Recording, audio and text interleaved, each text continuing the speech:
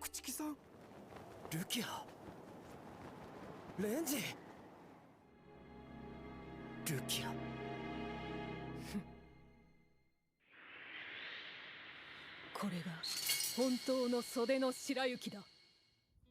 Ladies and gentlemen, the wait is over. Finally another Rukia figure has been made, and one I never expected. It's Rukia at the end of the series, when she's finally been promoted to Captain of the 13th Division, made by Chocobo Studio, the same studio that made the Bankai Rukia as well.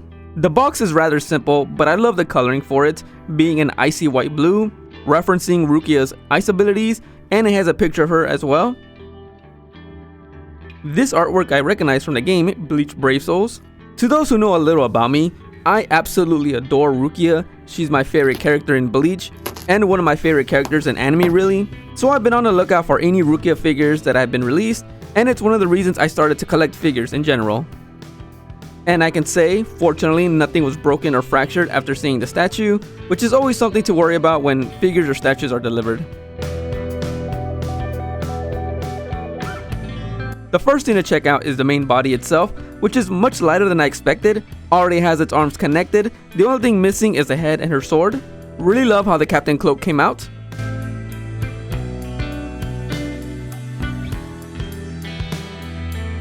The next piece is the tree itself, which looks absolutely amazing.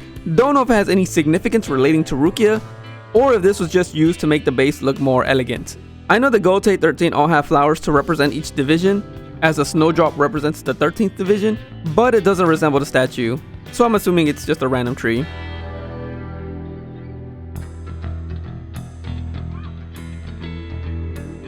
Now on to the next set of pieces. First is a small stand, which is used for the coin that came in with the statue. One side has Rukia's face, and the other side has the logo of the division and the studio that made it. Then we got the Zanpakuto next, which has both her scabbard and her sword separately. Some of the pieces will need to be connected to the sword to be completed.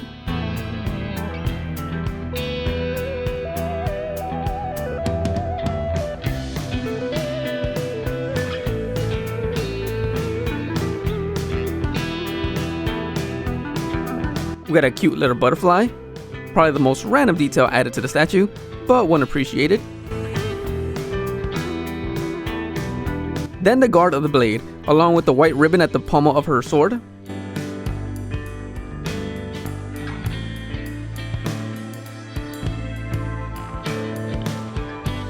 And next is the piece I was anticipating for, that is the head sculpt, which I think turned out absolutely stunning. Although I prefer Rukia with short hair, I think the long hair she had at the end of the story is fitting, and the studio nailed it.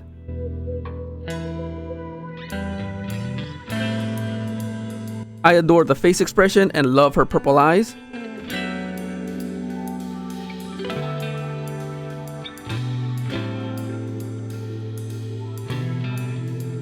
And now for the final and biggest piece, the base itself, which is pretty heavy.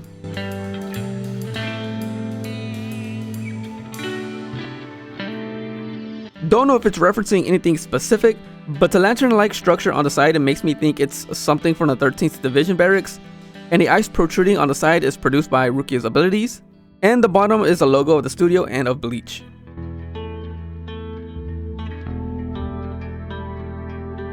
And now to assemble the figure, starting by connecting the tree, which was pretty easy, and it's held in by magnets.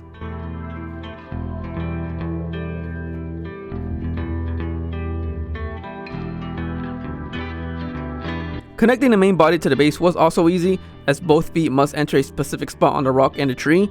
However, it's not tightly connected and can be easily removed, though it won't fall off since the figure is standing upright, so it's not much of a problem.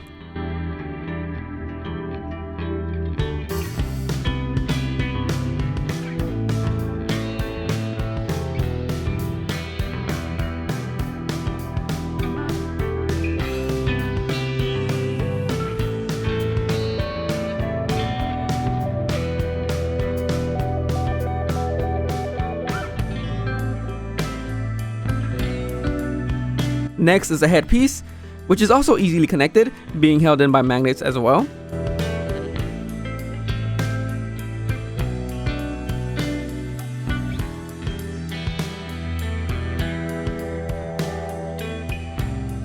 And for the Zanpakuto, this is where I slightly struggled because the handle, the guard, and the blade all come separately and must be connected while Rukia is holding onto the handle, along with the white ribbon circling around the main body.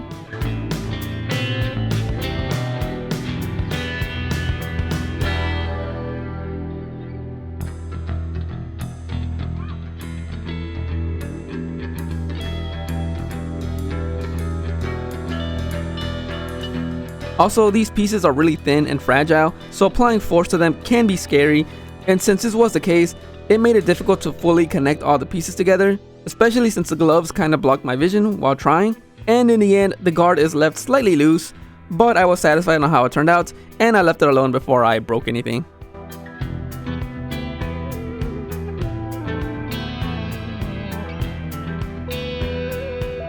And next was a scabbard, which is placed on Rukia's waist. Also slightly struggled here because it wouldn't go in initially, but I found a good angle that made it easier to fit into place.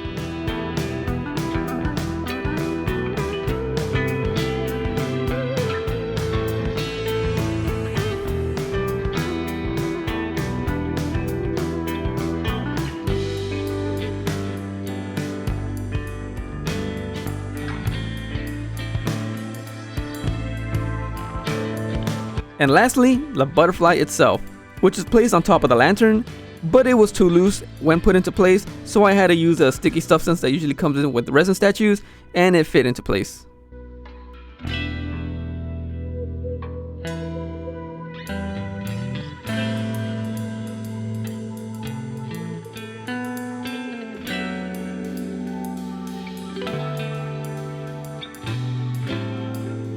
From the base to the tip of the head, it's roughly 14 inches in height.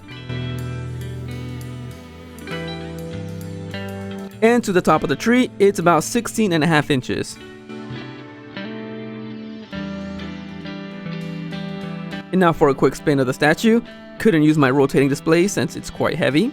It also cost me 219 USD, but because of the size and the weight of the box, the shipping was around 122 USD. Which caught me off by surprise since shipping can usually range around $60 to $90 for me. Out of all the different Rukia designs, I never thought one would be made for her captain outfit, but I'm glad it was because it turned out beautiful, and it's easily my favorite Bleach statue I own as of this recording. While the head sculpt is my favorite part of the statue, I think the base is amazing because not much is seen of Captain Rukia, so the studio must have designed it on their own. I especially like the ice coming out of the ground. The detail and the texture is really nice. I also would have liked that the studio made a second head sculpt of Rukia with her side ponytail she had during the Hell chapter. And speaking of said chapter, I do hope Kubo continues releasing more chapters, simply to see more of Ichigo's powers in action, and to see Rukia's interaction with her daughter, because Ichigo still hasn't been seen speaking with her. At least she spoke and hugged Renji in the Hell chapter. Seeing Rukia's progression as a character and in strength was cool to see in the series. She started off as an unseated officer, then displayed her Shikai when her powers returned to her during the Arrancar arc, and I gotta say, ice powers are one of my favorite abilities in fiction, so it was really cool to see Rukia's abilities for the first time. Seeing her battle against the 9th Espada is one of my favorite fights, and when she returned during the Lost Agent arc, it's revealed she became the lieutenant of the 13th Division under Jushido. Would have liked to see more interactions between her and her captain. I think the dynamics between the captain and the lieutenant are really fascinating in the story, so I would have liked to see a bit more of them. And as a side note, her time skip design is my favorite design of Rukia.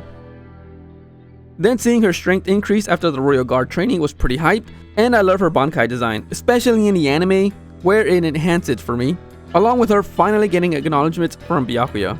Then seeing Rukia become captain after everything was a great way to end her character. I really do hope we get to see how she interacts with other captains, when or if more Hell chapters are released.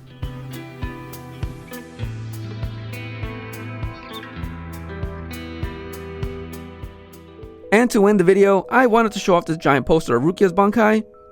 And if anyone is a fan of Bleach Brave Souls, here is Rukia in her Parasol Unit outfit. And finally, reached the end of the video. Super glad there wasn't any big problems with the statue, and it is quite easily one of my favorite statues I've bought. I do hope to see more Rukia figures to be released. I've noticed Mega House might be making one. I would really like one in her time skip design. And if a studio made a Captain Rukia of her Bleach Brave Souls pose, maybe there's a chance a studio would make Rukia in her seasonal designs, like Christmas, Valentine's, or swimsuits. But one can hope. And with that, that concludes everything I wanted to say and show. I really enjoyed showcasing this one, and even though this might be my favorite Bleach statue, there might be one that could potentially surpass it. But until then, that'll be the end. Bye!